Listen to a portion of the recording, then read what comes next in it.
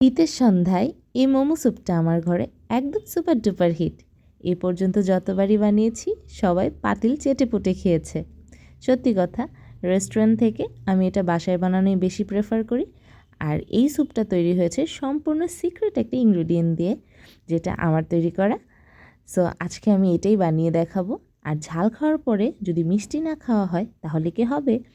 So without any further delay, let's start our cooking. আসসালামু আলাইকুম everyone, welcome back to my channel moments by Rafiya. শুরু করছি কিছু সবজি দিয়ে। আমি এখানে প্রথমে দুইভাবে সবজিটা কেটে নিয়েছি। একটা হচ্ছে খুব ছোট করে গাজর, ফুলকপি এবং পাতাকপিকে একদম গ্রেট করে নিয়েছি, যতটা মিহি করা যায়। আর একই সবজিকে আমি অনেক বড় বড় করে কেটে নিয়েছি। গাজর, ফুলকপি এবং পাতাকপিকে কেটে ওইটা সিদ্ধ করে আমি আলাদা রেখে দিয়েছি। ওইটার কাজ আমি পরে দেখাবো। আপাতত আমি যেই সবজিগুলোকে ছোট করে কেটে নিয়েছি সেগুলোকে রান্না করার পালা। তো প্রথমে আমি গাজর, ফুলকপি এবং পাতাকপিটাকে একটু তেলের মধ্যে ভেজে নিচ্ছি, যেন এটার মধ্যে একটা যে সবজির গন্ধ থাকে সেটা চলে যায়। আর ওইদিকে আমি একটা রুটির আটার ডো করে রেখেছি। এখন রান্নাটা শুরু করা যায়।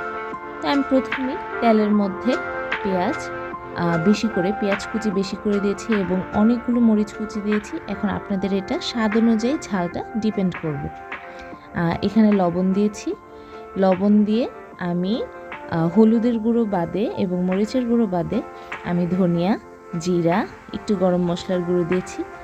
আর আমি মুরগির কিছু বুকের মাংস ব্লেন্ড করে রেখেছিলাম, সেটাই আমি এখানে দিয়ে দিয়েছি। দিয়ে এখন আমি ম্যাগির যেই ম্যাজিক মশলাটা আছে সেটা আমি দিয়ে দিয়েছি। দিয়ে এটাকে ভালো করে নেড়ে চেড়ে কিছুক্ষণ রান্না করা শেষ হলে পরে আমি আমার সবজিটা মিশিয়ে দিব। সবজিটা আগে মেশানো যাবে না, নাহলে তো এটা গলে যাবে, কারণ সবজিটা খুব ছোট ছোট করে কাটা ছিল এখানে। এখন সবজিটাকে আমি আমার যেই পুরটা রেডি ছিল পেঁয়াজ এবং মাংস দিয়ে, ওইটার সাথে আমি মিশিয়ে আলাদা করে তুলে নিয়েছি। এখন একটা সস তৈরি করার পালা। এই জন্য আমি একদম টুকটুকে লাল রঙের 5-6টা ছোট ছোট টমেটো নিয়েছি। এখানে আমি প্রায় 8-10টা রসুন কুচি এবং 8-10টা শুকনো মরিচ দিয়ে তেলের মধ্যে ভালো করে ভেজে এখন ঢাকনা দিয়ে দিব। ঢাকনা দিয়ে ওইটাকে আমি রেখে দিয়েছি রেস্টে। আর এদিকে আমি ছোট ছোট কতগুলো রুটি বানিয়ে নিয়েছি। রুটি বলতে পরোটার রুটির মতো। এখন এটা দিয়ে আমি এক একটা মোমো তৈরি করে নেব। মোমোর ভিতরে আমি একটা সাইডে কিছুটা পুর দিয়ে দিয়েছি। পুর দিয়ে সাইডে কিছুটা একটু পানি আমি লাগিয়ে এটাকে এখন ভাজ করে নিব। মোমোর তো অনেক শেপ হয়, আমার কাছে মনে হয় সবচেয়ে ইজিয়েস্ট এটাই। তো আমি এই শেপটাই করে নিয়েছি। করে নিয়ে এখন এখানে আমি ব্যতিক্রমধর্মী কোনো শেপ করিনি, সবগুলো একই শেপ রাখার চেষ্টা করেছি যেন দেখা সুন্দর লাগে। তো এভাবে করে আপনারা এই পর্যায়ে আপনারা এটাকে ভেজেও খেতে পারেন, তারপর ভাপে দিয়েও খেতে পারেন। এখন আমি বানিয়ে সবগুলোকে আলাদা রেখেছি। আর এদিকে এই যে গ্রেভিটা দেখছেন, এটা হচ্ছে শুরুতে যে বলেছিলাম আমি আলাদা করে বড় করে সবজি কেটে রেখেছি, ওই সবজিটাকে আমি সেদ্ধ করে ব্লেন্ড করে নিয়েছিলাম। এখানে কোনো ধরনের ডিম, থাই স্যুপ তৈরির কিচ্ছু লাগবে না। এটা জাস্ট হচ্ছে সবগুলি সবজি, আমি সবগুলো সবজিকে ভাপ দিয়ে সেদ্ধ করে ব্লেন্ড করে এখানে ইউজ করেছি। তারপর আমি যেই সসটা তৈরি করছিলাম ওইটাকেও আমি ব্লেন্ড করে নিয়েছি। সসে আমি কিচ্ছু দিইনি, কারণ আমি এই স্যুপটার মধ্যে আমি সব কিছু অ্যাড করব। এজন্য স্যুপের মধ্যে আমি লবণ, একটু কালো গোলমরিচের গুঁড়া, একটু ধনিয়ার গুঁড়া, একটু সামান্য একটু জিরার গুঁড়া, ম্যাজিক মশলা, এগুলো দিয়ে নেড়েচেড়ে নিয়েছি। নেড়েচেড়ে নিয়ে এখানে মেইন উপকরণ, যদি থাই স্যুপ তৈরি করতে চান, আপনার কাছে থাই পাতা নেই বা আপনার কাছে লেমন গ্রাস নেই, সেই ক্ষেত্রে যদি লেবু পাতা অ্যাভেলেবেল থাকে আমার মতো, তাহলে 2টা লেবু পাতা দিবেন। এটা থাই স্যুপ থেকে কোনো অংশেই কম হবে না। আমি 100% আমাকে ট্রাস্ট করতে পারেন, আমি এভাবেই করে থাকি। আর এই স্যুপটা এতটা ঠিক হয়, মানে বিশ্বাসই করবেন না যে এটা থাই স্যুপ না। কাউকে না বললে কেউ বিশ্বাসই করবে না যে এটা থাই স্যুপ বা কিছু। এটা যে সবজি দিয়ে তৈরি কেউ জানতেই পারবে না। যারা সবজি খায় না বাচ্চা বা বড়রা যারা সবজি পছন্দ করে না তাদেরকে দিলেও তারা চেটে পুটে খাবে।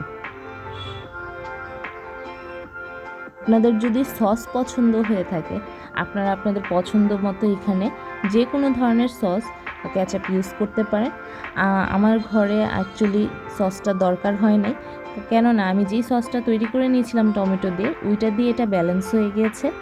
আপনার মিষ্টির জন্য এখানে একটু চিনিও ব্যবহার করে নিতে পারেন, সেটার টেস্ট আরও ভালো হবে। এটা সত্যি কথা, এত মজা বলে বোঝাতে পারবো না। যাক, ঝাল খাওয়া শেষ, এবার মিষ্টি খাওয়ার পালা। আমার হাজব্যান্ড সব সময় ঝাল খাওয়া শেষ হলে তার মিষ্টি কিছু লাগবে মানে লাগবেই। তা আমার ঘরে মিষ্টি আইটেমটা না প্রতিদিনই দেখা যায় যে প্রতিদিনই কিছু না কিছু মিষ্টির আইটেম তার জন্য বানাতেই হয়। তো আমি এখানে সবচেয়ে সহজ পুডিংটা বানিয়ে নিয়েছিলাম সেদিনই, তাই চিন্তা করলাম যে মোমো স্যুপটার সাথে যে পুডিংটা বানিয়েছি সেটা আপনাদের সাথে শেয়ার করি। পুডিং বানাতে পারে না এরকম মানুষ খুবই কম আছে, তাও বলছি আমি এখানে 4 ডিমের একটা পুডিং বানিয়েছিলাম। এবং এখানে আমি 1 লিটার দুধ নিয়েছিলাম। 1 লিটার দুধকে জাল করে নিয়ে সেটার মধ্যে আমি হাফ কাপ গুঁড়ো দুধ এবং 1 কাপ চিনি মিক্স করে নিয়েছি। মিক্স করে এখানে আমি কিছুটা 2 ফোঁটা হচ্ছে ভ্যানিলা এসেন্স দিয়ে দিয়েছি। যাদের কাছে ভ্যানিলা এসেন্স থাকবে না তারা এটা স্কিপ করতে পারেন। স্কিপ করে এখানে যদি ডিমের গন্ধটা লাগে সেক্ষেত্রে আমি বলবো এখানে আপনারা 1 চিমটির থেকে একটু কম গরম মশলার গুঁড়া দিয়ে দিলেই এখানে ডিমের যে গন্ধটা সেটা ব্যালেন্স হয়ে যাবে। আর আমি এখানে দিয়েছিলাম 2 পিস পাউরুটি, যেটাকে আমি একদম হাত দিয়ে ভালো করে গুঁড়ো করে নিয়েছিলাম। সেটা আমি পরেই মিশাই, আগে মিশাই না। কেন জানেন?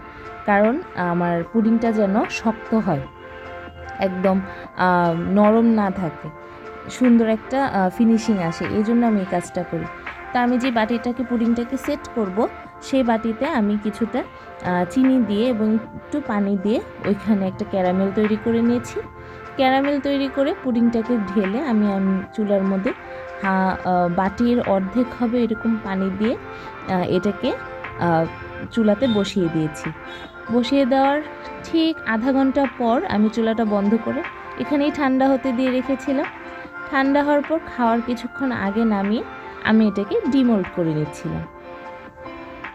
এরকম আমি সাইড দিয়ে ঘুরিয়ে ঘুরিয়ে সুন্দর করে ছুরি দিয়ে এটাকে কেটে নিয়েছি। এখন এটাকে উল্টানোর পালা, দেখা যাক কি হয়, আশা করছি ভালো হবে। আমি এখানে 8 ইঞ্চির একটা বাটি নিয়েছিলাম এবং এখানে 4টা ডিম ইউজ করেছিলাম। মাশাআল্লাহ, আমার পুডিংটা অনেক সুন্দর হয়েছে এবং পারফেক্ট হয়েছে। এখন এটাকে কেটে দেখা যাক।